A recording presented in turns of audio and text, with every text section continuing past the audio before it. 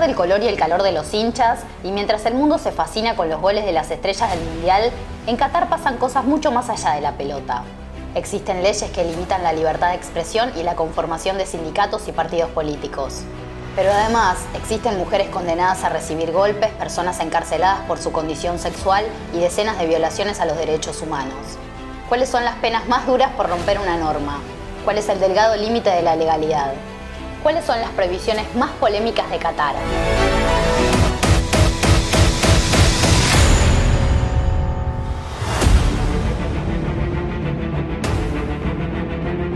Qatar es un país extremadamente conservador en donde la religión tiene una importancia enorme.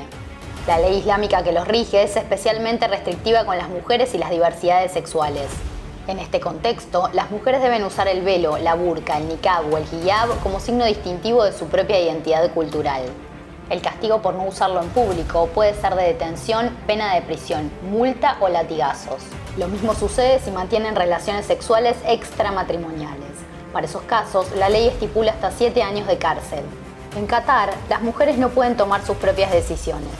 Un informe publicado por Human Rights Watch visibilizó este sistema discriminatorio de la tutela masculina que las obliga a obtener un permiso de los hombres para casarse o estudiar en el extranjero. Tampoco pueden ser las tutoras principales de sus hijos e hijas, aunque estén divorciadas y tengan la custodia legal.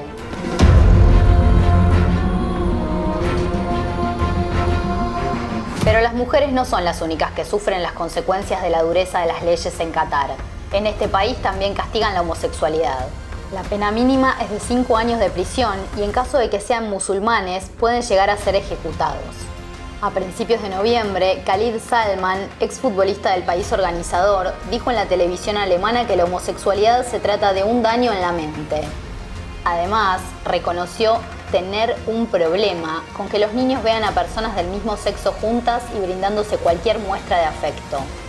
Mucho antes de que comenzara el Mundial, el director ejecutivo del comité organizador de la Copa del Mundo 2022, Nasser Al-Khater, aseguró que lucir la bandera del colectivo LGTBIQ se castigaría con entre 7 y 11 años de cárcel.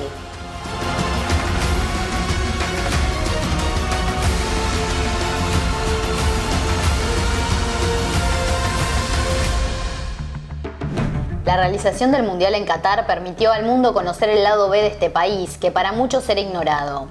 Aunque hasta el 18 de diciembre los ojos van a estar puestos en los resultados de los partidos, el rol secundario de la mujer y la supresión de libertades individuales seguirán existiendo. ¿Cambiará la realidad de los más oprimidos en este país? ¿El mundo seguirá mirando al costado mientras millones de personas son sometidas a condiciones denigrantes? Bueno, amigos de YouTube, hasta acá llegamos hoy. Si les gustó el informe, dejen una reacción y comenten el material. Mi nombre es Florencia Ilvele. Nos vemos en la próxima.